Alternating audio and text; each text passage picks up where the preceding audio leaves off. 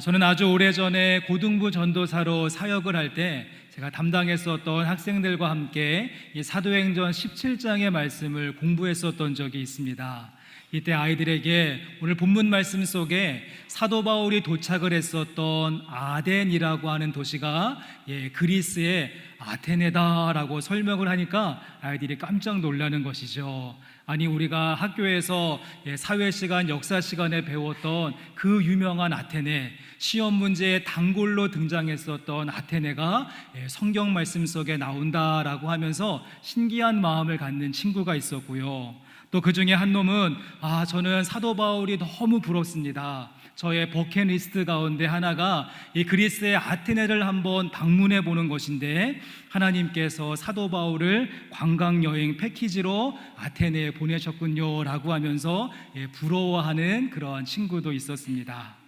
자, 오늘의 말씀의 무대가 되어지고 있는 이 아테네라고 하는 곳은 모든 분들에게 잘 알려져 있는 유명한 장소라고 할 수 있습니다. 서구 문명의 요람이라고 불릴 정도로 종교, 정치, 문화, 건축, 학문 등등 어느 것 하나 빠지지 않는 당대 최고의 도시가 아테네였습니다. 아시는 대로 이 아테네는 그리스 로마 신화의 무대가 되어지고 소크라테스, 플라톤, 아리스토텔레스 등등 유명한 철학자들을 배출했으며 폴리스를 통하여서 현대 민주주의의 꽃을 피웠던 그러한 도시이지 않습니까? 유네스코에서 지정한 세계 문화유산 1호가 바로 이 아테네 아크로폴리스 언덕 꼭대기에 있는 파르테논 신전이 제1호 유네스코로 지정이 되어지죠. 여러분, 그런가 하면 올림픽 성화가 어디에서부터 출발합니까? 아테네에서 채취가 되어져서 해당 국가로 옮겨지는 것을 아마 보셨을 것입니다. 이처럼 아테네는 예나 지금이나 모든 사람들의 동경의 대상이 되고 있고, 제가 가르쳤던 그 고등부 녀석처럼 평생에 한번 꼭 가보고 싶은 버킷리스트가 되어지는, 여러분, 그렇다고 한다면 오늘 말씀의 사도 바울이 그와 같은 아테네에 도착을 했을 때 어떠한 마음과 심정이 들었을까요? 저도 지난 3월에 이산지방 교육자 성기순례를 통하여서 이 그리스 아테네에 처음으로 방문하게 되었는데요, 정말이지 도시 전체가 역사적인 현장이었고 와라고 하는 감탄사가 절로 나올 정도로 역사책 사이를 걷는 것 같은 그러한 소감이었습니다. 그래서 왔노라 보았노라 찍었노라 사진을 몇 장 찍었는데요, 한번 보여주시면 여러분 모습이 어떻습니까? 약간 느낌이 그 시골지가 서울에 상경한 것처럼 어안이 벙벙한, 왜 웃으세요? 너무 이상하지는 않은 것 같은데 어안이 벙벙한 그런 모습인데, 여러분, 그렇다면 사도 바울은 이 웅장하고 세련된 도시에 도착을 했을 때 어떠한 소감을 갖게 되어졌는가? 이번에는 이어서 사도 바울의 선교 여정을 소개하는 지도를 다시 한 번만 보여주시면, 우리가 지난주 말씀의 무대가 어디였습니까? 지도를 한번 보여주시죠. 그래서 지난주의 말씀은 저 꼭대기에 있는 빌립보였습니다. 마게도냐 지역의 첫 성인 빌립보에 사도 바울과 일행이 도착을 했고, 감옥에 갇히는 신세가 되어졌지만 바울과 실라가 그 감옥에서 기도하고 찬송하고 기도하는 모습을 보여주지 않았습니까? 이제 그런 다음에 사도행전 17장 말씀 앞부분에는 그 옆에 있는 데살로니가라고 하는 교회에서의 선교 사역을, 또 한 부분은 그 다음 도시인 베레아라고 하는 곳에서의 선교 사역을 쭉 소개하는데, 이 빌립보, 데살로니가, 베레아 모두 참 어려움이 있었고 소동 때문에 선교 사역을 이어갈 수가 없었습니다. 결국에는 선교팀이 나누어지게 되어졌고, 사도 바울만 몰래 밤에 배를 타고 저 베레아에서 아래쪽에 있는 오늘 말씀의 무대가 되어지고 있는 아테네로 몰래 숨어 들어오는 그런 일들이 있었습니다. 그러니까 우리식으로 이해하려면은요, 저 위에 있는 마게도냐에서 아래에 있는 아가야라고 하는 지역, 그러니까 전라북도에서 전라남도로 내려왔다라고 보시면 좋습니다. 이렇게 사도 바울은 밀리고 밀려서 아덴이라고 하는 도시에 도착을 하게 되어졌는데, 그때 느꼈던 사도 바울의 심정과 마음은 어떠했는가? 우리가 오늘은 그 사도 바울의 마음을 중심으로 본문 말씀을 좀 같이 살펴보고자 하는 것이죠. 저는 사도 바울의 마음에 있었던 그 두 가지의 마음이 하나님께서 주신 마음이라고 생각을 하고, 이 땅을 살고 있는 저와 여러분에게도 꼭 필요한 마인드맵이라고 생각이 되어지는데, 오늘은 저희가 함께 사도 바울이 홀로 아덴이라고 하는, 이 아테네라고 하는 도시에 이르게 되어졌을 때 하나님이 어떠한 마음을 주셨는가 같이 한번 상고해 보고자 합니다. 가장 먼저 하나님은 아덴에 도착한 사도 바울에게 이러한 마음을 주시고 그를 이끌어 가시는데요, 우리 본문 말씀 가운데 16절의 말씀 같이 한번 찾아서 읽어보도록 하겠습니다. 16절 말씀 함께 있습니다. 바울이 아덴에서 그들을 기다리다가 그 성에 우상이 가득한 것을 보고 마음에 격분하여. 사도 바울의 마음이 어떤 마음이 있었습니까? 분하는 그런 마음. 선교팀과 나누어졌기 때문에 다른 선교팀들이 올 때까지 기다리던 중에 이 아덴이라고 하는 곳이 어떤 곳인가 뚝 둘러보게 되어졌는데, 가장 먼저 사도 바울의 마음속에 격분의 마음이 생겼다는 것이죠. 매우 격양되고 흥분되는 노함의 마음을 갖게 되어졌습니다. 여러분, 여기에서 격분했다라고 하는 것은 그냥 개인적인 사사로운 감정이거나 통제가 불능한 그러한 막 폭발해버리는 그러한 분노의 감정이라기보다는 격분, 의로운 분함, 거룩함, 부담감이 사도 바울의 마음을 흔들어 놓았다는 것입니다. 그런가 하면 본문의 말씀은 사도 바울이 이와 같이 격분의 마음을 가질 수밖에 없었던 이유도 설명하고 있는데요, 다시 한 번만 16절 말씀을 보시면 바울이 아덴에서 그들을 기다리다가 왜 격분하게 되어졌습니까? 그 성에 우상이 가득한 것을 보고 마음에 격분하게 되어졌다. 그래서 직역해 본다면 도시 전체가 우상으로 완전하게 뒤덮여져 있는 것을 보고 사도 바울의 마음속에 거룩한 분노의 마음이 찾아오게 된 것입니다.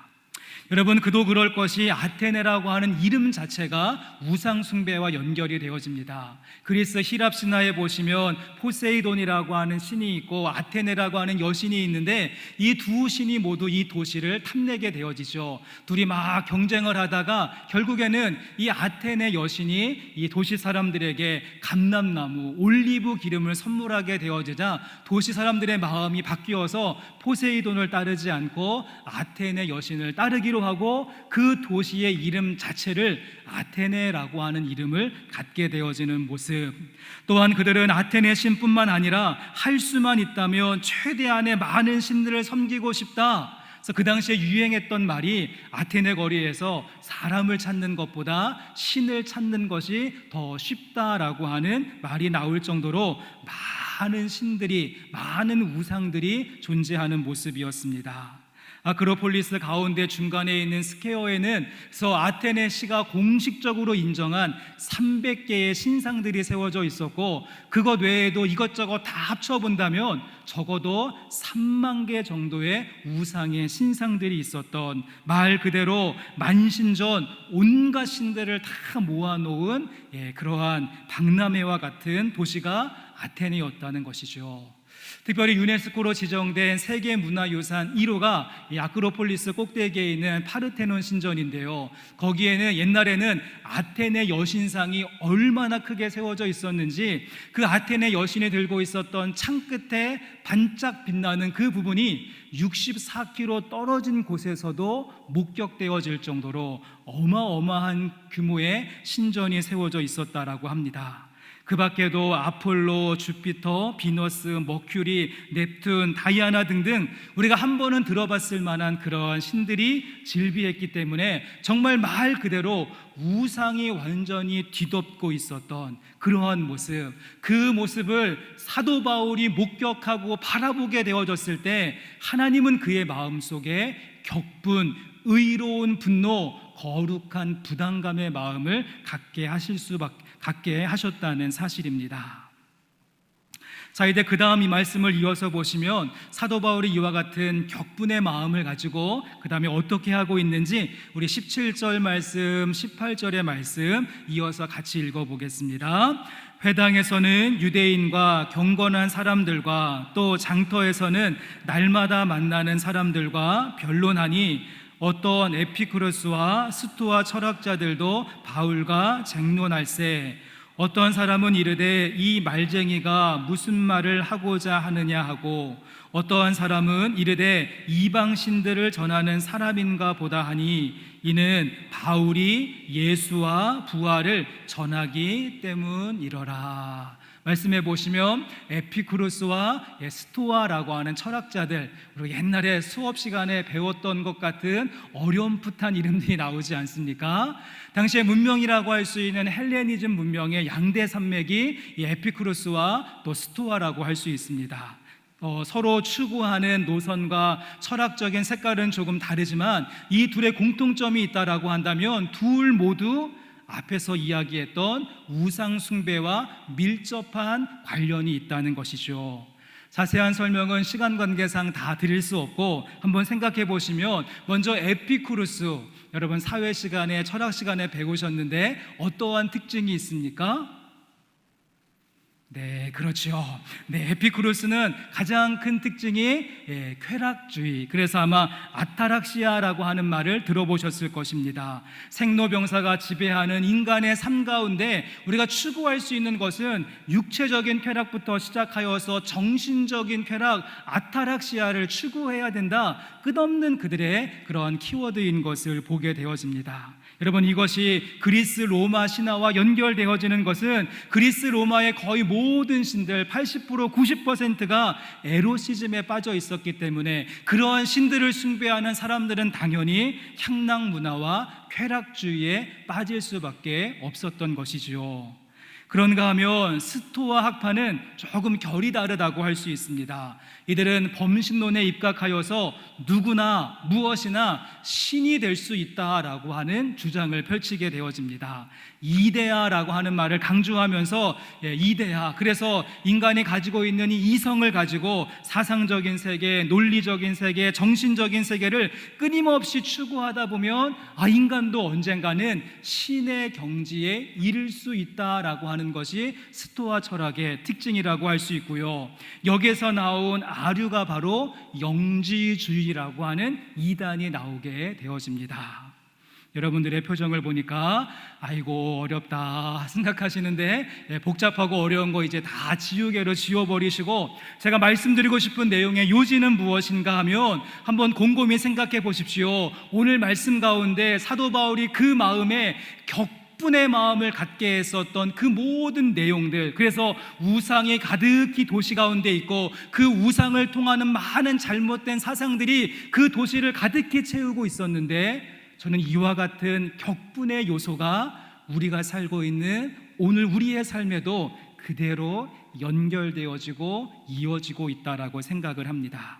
당시에 범신론과 다신론에 입각하여서 아타락시아, 끊임없는 쾌락을 추구하고 이데아, 인간도 신이 될 수 있다라고 하는 그 주장이 지금 21세기에는 우리들의 삶 속에 포스트 모던이라고 하는 사상적인 배경 아래 이 두 가지가 절묘하게 융합되어져서 사람들의 삶에, 현대인들의 삶 속에 은연중에 스며들어와 있는데 우리는 전혀 격분이나 노함이나 거룩한 부담감을 느끼지 못하고 있다는 사실입니다. 오늘 말씀 가운데 사도 바울은 이렇게 우상으로 범벅이 되어져 있는 그 도시를 바라보면서 혼탁해질 대로 혼탁해져 있는 그 시대를 보면서 그냥 적당하게 타협을 하거나 네 충분히 그럴 수 있습니다, 네 모른 척하거나 아이고 겁나라 무서워서 뒤로 도망친 것이 아니라 사도 바울은 주님께서 주시는 이 격분, 의로운 분노의 마음을 가지고 당당하게, 그리고 대범하게 그 철학자들이 뭐라고 하든 그 우상이 어떤 것이 있든 흔들림 없이 그 앞에 복음의 말씀을 가지고 서는 담대함의 모습을 보여주고 있습니다. 그 당시에 철학자들이 사도 바울을 향하여서 이 말쟁이가 무엇이라고 이야기하는지 한번, 뭐라고 짓거리는지 한번 들어보자, 포압적인 분위기 가운데 쌍심지를 켜고 덤벼드는 그러한 때에 우리가 함께 읽은 18절 말씀 마지막에 사도 바울이 어떻게 했습니까? 바울이 예수와 부활을 전하기 때문이다. 그는 그러한 분위기 속에서 예수와 부활, 예수의 부활을 전함에 있어서 주저함이 없는 모습을 우리에게 보여주고 있습니다. 오늘 말씀 속에 여러분 사도 바울의 모습을 한번 머릿속으로 그려보시고 상상해 보시면 좋겠습니다. 지금 선교팀과 뿔뿔이 다 흩어져서 혼자만, 사도 바울 혼자만 아테네에 오게 되어졌고요. 그리고 아까 보셨던 베레아에서 이 아덴까지 480km의 배를 타고 이동했으니까 얼굴 새카맣게 탔을 것이고, 옷은 떼국물 줄줄 흐르는 남루하고 초라하게 짝이 없는 그러한 모습으로 당시의 최고의 도시라고 불리는 아테네에 3만 개의 신상들이 세워져 있고 104개의 기둥으로 만들어진 제우스 신전이 쫙 버티고 있는 그곳 가운데 최고의 학부와 스쿨들이 즐비한 그 아카데믹한 분위기 가운데 그가 유대인들에게도 먹히지 않았던 저 나사렛 촌동네에 있는 팔레스타인의 예수를 증거하고 선포한다. 그 예수의 부활을 알린다. 결함으로 바위치기도 안 되는, 정말 잽이 되지 않고 초라하기 짝이 없는 그러한 일이 되었던 것입니다.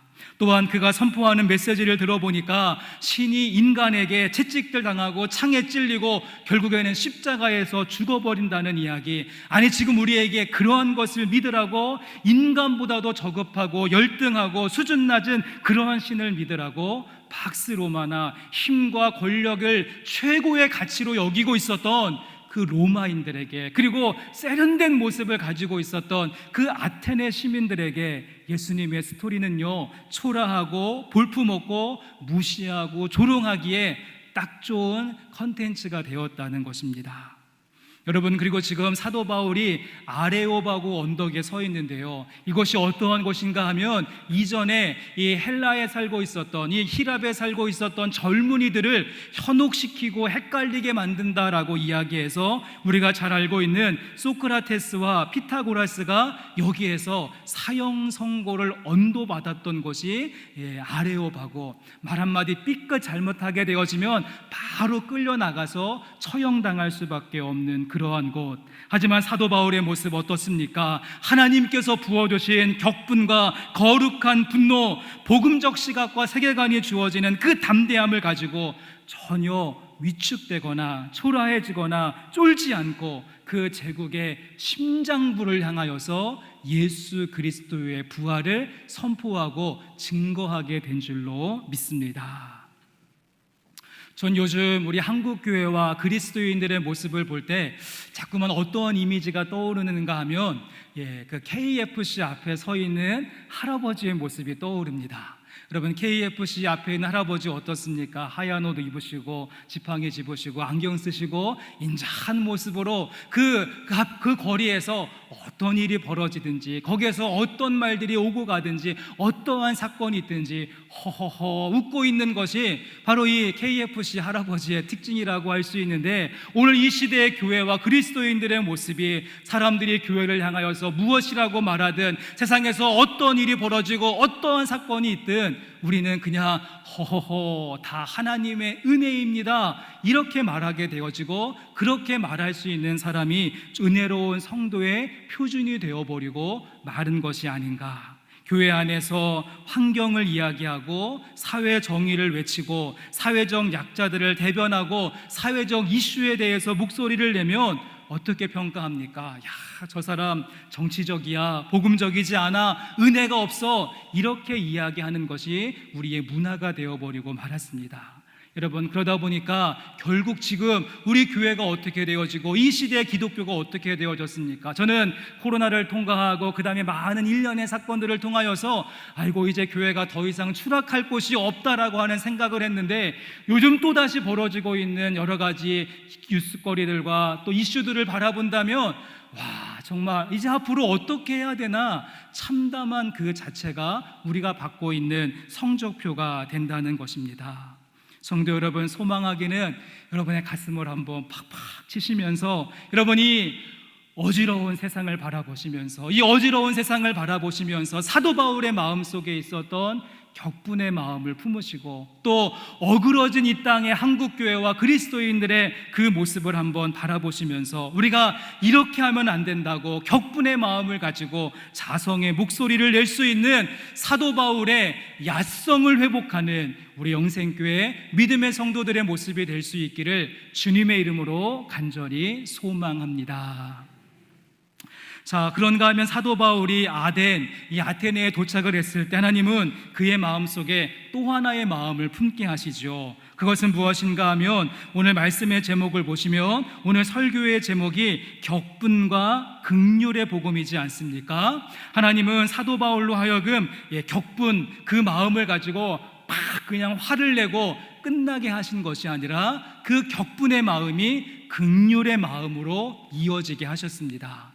일반적으로 격분과 긍휼 잘 어울리지 않는 것 같지만 하나님의 복음 안에서는요, 이 두 가지가 동전의 양면과 같이 격분은 긍휼로, 긍휼은 격분으로 연결되어지는 특징이 있다라고 할 수가 있습니다. 우리 말씀 가운데 22절과 23절의 말씀 내려가셔서 같이 한번 읽어보겠습니다.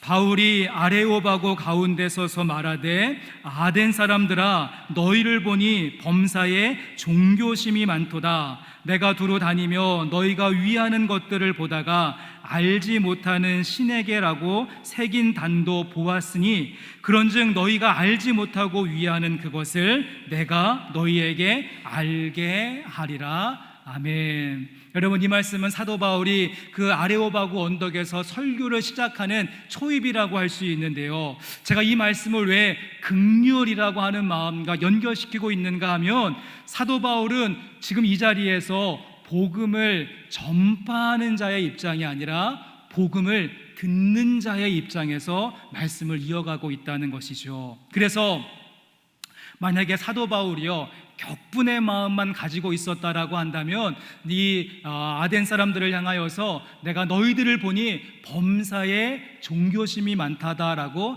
이야기하지 않았을 것입니다. 격분의 마음만 있다면 이런 범사에 우상 숭배로 가득한 자들아, 이 나라는 망할 나라가 될 것이다, 쌤통이다, 이렇게 말하는 격분의 이야기가 아니라 너희들을 보니까, 당신들을 보니까 범사에 종교심이 많습니다. 그들을 인정해주며 복음의 접촉점을 찾고 있고요. 그런가 하면 이런 아덴 사람들아, 너희가 정말 살고 싶다면 이 앞에 있는 신전들 다 싸그리 다 무너뜨리고 내가 지금부터 하나님 가르쳐 줄 테니까 하나님만 온전하게 섬기라. 이것이 너희에게 줄 수 있는 마지막의 답이다. 이렇게 격분의 말로 이야기한 것이 아니라 사도 바울이 설교를 어떻게 이어나가고 있습니까? 내가 두루 다녀보니까 너희들 가운데 심지어 알지 못하는 신, 알지 못하는 노브랜드, 알지 못하는 그런 신까지 섬기는 모습을 보고 있는데, 내가 그 노브랜드, 이름을 알 수 없는 그 신이 누구인지 알려주겠다라고 말하면서 그 알지 못하는 신을 하나님과 연결시키는 설교의 방법을 취하고 있다는 것이죠.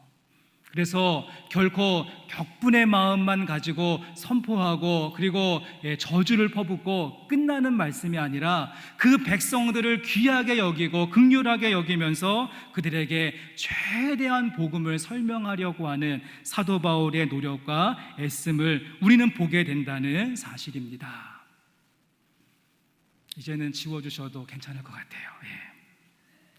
어떤 분들은 사도 바울의 이러한 스탠스를 보면서 아니 어떻게 하나님을 알지 못하는 신하고 접촉을 시킬 수 있는가, 너희들에게 종교심이 많도다, 어떻게 이들에게 칭찬의 말을 해줄 수 있는가, 이렇게 조금 더 사도 바울에 대해서 안 좋게 볼 수도 있겠지만 사도 바울의 태도는요, 세상의 혼탁한 우상과 그 문화에 대해서는 한없이 끝없이 격분하고 있는 모습을 보여주지만 그 아래에 짓눌려 살아가는, 우상을 숭배하고 거기에서 헤어나오지 못하고 있는 그 백성들을 향하여서는 그리스도의 심정을 가지고 긍휼히 여길 수 있는 마음을 함께 가지고 있었습니다. 그래서 너희들에게 종교심이 많다라고 하는 이야기도 했고, 너희가 알지 못하는 그 신이 누구인지 설명하겠다라고 말하고자 했던 것이죠.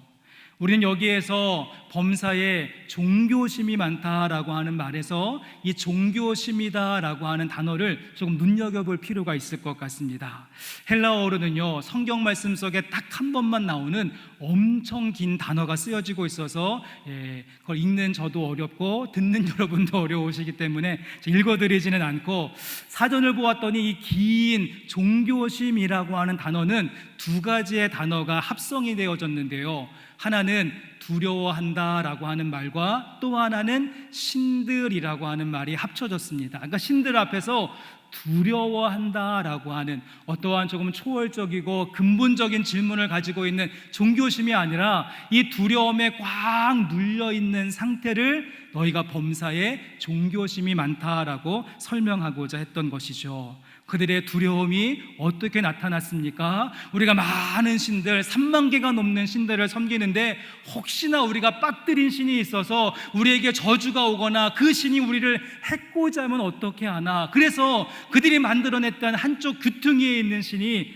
노네임, 이름을 알 수 없는 신을 만들어 놓는 그 모습까지, 그들 속에 있었던 두려움, 공포, 그들의 마음속을 짓누르고 있었던 염려와 걱정과 근심, 늘 그런 것에 꽉 눌려서 노심초사하고 있는 아테네 시민들을 보면서 사도 바울은 그 문화를 향하여서 격노할 뿐만 아니라 그 백성들을 귀하게 여기고 긍휼히 여기는 마음을 가지고, 아테네 백성들아, 만민에게 생명과 호흡을 주시고 연대를 정하시며 거주의 경계를 정하셨고, 우리가 조금만 더듬으면 쉽게 찾을 수 있는 각 사람 가운데 멀리 계시지 아니하시는 하나님을 믿으라. 금이나 은이나 돌이나 사람의 기술과 고안으로 생긴 우상에게 절하지 말고 천지의 주제이시오 만물을 지으신 하나님께로 나오라. 그는 아레오바구 언덕에서 정말 백성들을 생각하고 시민들을 긍휼히 여기는 안타까운 마음으로 눈물로 호소하며 설교를 이어가고 있다는 사실입니다. 저는 요즘 매일 이별 연습을 하고 있습니다. 왜냐하면 오늘 밤 비행기로 저희 집에 큰애와 둘째가 떠나기 때문에 그렇죠. 큰애는 이제 짧은 여름방학을 마치고, 또 둘째는 이번에 대학을 진학하게 되어져서 둘 다를 떠나보내야 되는 그런 상황 가운데 있습니다.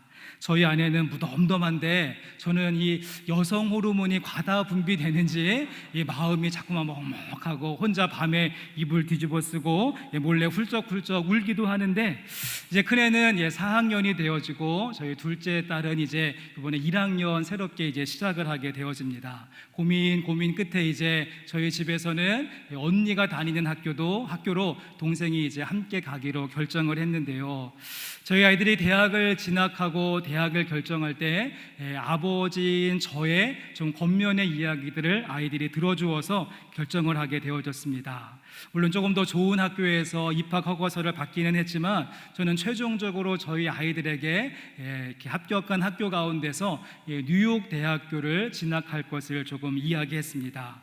물론 가장 큰 선택의 이유는 가정 형편인지라 가장 장학금을 많이 주는 곳을 선정하게 되어졌고요. 그뿐만 아니라 이 뉴욕 대학의 특징이 어떤 것이 있는가 하면, 미국 뉴욕에 메인 캠퍼스가 있지만 전 세계 여러 지역의 캠퍼스를 이렇게 함께 연결이 되어져서 이렇게 공부가 진행되어지는 특징이 있습니다. 전 이들에서 저희 아이들에게 중동에 있는 캠퍼스, 그래서 두바이 옆에 보시면 아부다비라고 하는 그러한 도시가 있는데, 거기에 뉴욕 대학 캠퍼스로 아이들을 보내려고 이제 시도를 했고, 아이들이 그래도 제 말을 잘 따라 주었습니다. 제가 이곳을 아이들에게 권면한 이유는, 너희들 공부도 중요하지만 대학교 4년이라고 하는 이 시간 동안에 너희들이 좀 하나님 아버지의 마음을 배우고 경험하고 하나님 아버지의 긍휼의 마음을 느끼는 시간이 되어졌으면 좋겠다. 어떤 분들은 저에게 아이고 왜 애들을 이슬람 국가로 보내고 그 위험한 곳인데 왜 글로 보내십니까? 이렇게 이야기하지만 목사 딸인지라 이슬람으로 개종하지는 않을 것 같고요. 제가 기대하고 바라는 것이 있다라고 한다면 그 선교지와 같은 그곳에서 공부하고 그곳의 사람들을 한번 같이 생활하면서 우리 아이들이 하나님 아버지가 품으셨던 긍휼의 마음, 선교적으로는 북위 10도에서 40도, 그래서 1040 창이라고 하는 이슬람 문화권이 선교의 중요한 창문으로 여겨지고 있는데 그곳을 조금 바라보고 경험하며 하나님 아버지의 마음을 배우는 시간이 되었으면 좋겠다. 너희들이 지난 12년 동안 이제 캐나다와 미국에서 좋은 환경에서 열심히 공부하고 성장할 수 있었으니까 이제 대학교 4년만큼은 조금 어려운 자리라고 할지라도 주님의 마음을 배우는 그러한 자리가 되었으면 좋겠다. 나중에 하나님의 부르심을 받고 선교사가 된다면 좋겠지만 일반 직장 생활을 가지고 일반 전문직을 가지고 너희들이 생활을 할 때도 선교사적 마인드를 갖기 위해서 이러한 과정을 거쳐보라라고 제가 권면을 해주었습니다. 또한 이 학교의 특징은 전 세계에서 400명 정도의 아이들만 이렇게 뽑아서 리버럴 아츠라고 하죠. 기초 학문만 아주 빡시게 공부를 시키는 학교로 유명을 합니다. 그러니까 전 세계에서 많은 아이들이 오니까 너희들 거기에서 때를 얻든지 못 얻든지 예수님의 복음 증거하고 또 다니엘의 모습과 같이 뜻을 정하고 그곳에 살아계신 하나님의 모습을 증거하고 나타낼 수 있으면 좋겠다라고 제가 무수히 취미만으로 주문을 하고 있는데 아직까지 전도의 열매는 없습니다. 하루에 5번씩 아잔이라고 하죠. 하는 그 이슬람 소리가 들려오고 지금 오늘 기온이 45도라고 하는데 참 험악하고 쉽지 않은 그런 곳이지만 선교사적 마인드를 배우면 좋겠다. 제가 그러한 바람을 가지고 하나님 아버지의 마음을 느낄 수 있도록 제가 기도하면서 아이들을 보냈습니다. 여러분, 대전에 있는 성심당이라고 하는 곳을 가보셨습니까? 저는 웨이팅이 싫어서 잘 안 가는데 성심당이라고 하는 이 빵집의 출발은 1950년 12월에 이제 임길순이라고 하는 분과 그분의 가족들이 천신만고 끝에 흥남부도를 탈출하여서 거제와 진해를 거쳐 대전역에 도착을 하게 되었고요. 그때부터 대전역 앞에서 천막을 치고 찐빵을 파는 노점상을 시작했다라고 합니다. 그때 나무 팻말로 이렇게 작은 간판을 걸었는데 그것이 성심당이라고 하는 나무 간판. 이 성심은 예수님의 마음이다라고 하는 뜻을 가지고 있습니다. 그 작은 빵 하나, 그 찐빵 하나 만드는 데에도 예수님의 마음과 긍휼의 마음을 담아서 만들고 싶다라고 하는 그런 기대를 가지고 출발했다라고 하고요. 지금도 부활절과 성탄절이 되어지면 풍성한 나눔의 모습이 이어지고 있다라고 합니다. 찐빵 하나 만드는 데에도 성심, 예수님의 마음을 담고 긍휼의 몸을 입었던 것처럼 여러분에게 주어진 우리의 각자의 삶의 환경과 여건은 다 다르지만 여러분 그 속에서 선교사적인 마인드를 가지시고 긍휼의 마음, 예수님의 애타는 마음을 갖는 저와 여러분의 모습 될 수 있기를 간절히 원합니다. 제가 라디오에서 들었던 이야기인데요. 이제 어떤 분이 등산을 이제 가게 되어졌는데 등산 중간에 그만 배가 너무 아파서 큰 일을 보지 않고는 움직일 수 없는 지경이 되었다라고 합니다. 그런데 아무리 둘러봐도 화장실이 없어서 어떻게 할까 고민을 하다가는 이제 그 등산로 약간 삐져나와서 샛길에다가는 사람들이 안 지나가는 그 틈을 타서 그냥 모든 근심을 하고 이게 다 이제 아주 깔끔하게 이제 다 해소를 하고는 그냥 놔두면 민망하니까 돌멩이들을 이렇게 모으고 주워가지고서는 이렇게 평평하게 하고 잘 이렇게 덮어놓고서는 이제 등산을 하고 집에 돌아갔다라고 하죠.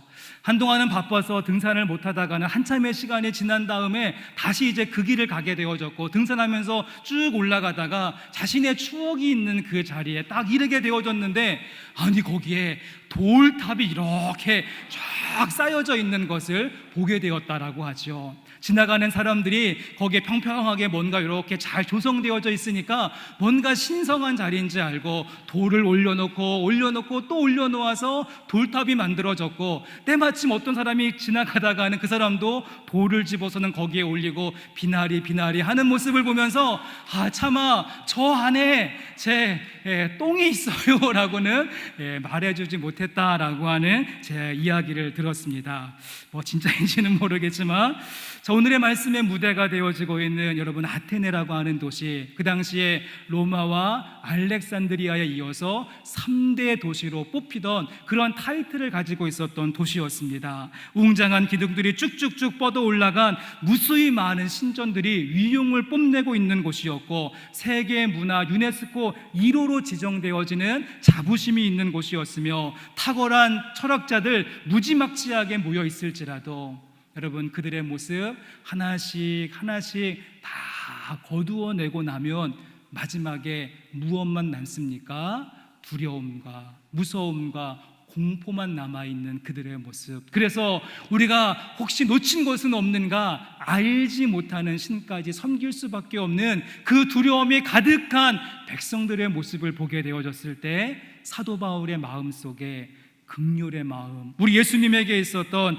스플랑크 조망이, 그 긍휼의 마음이 그의 마음을 고동치게 했고, 그 마음을 가지고 끝까지 복음을 전파하는 자리에 설 수 있었습니다.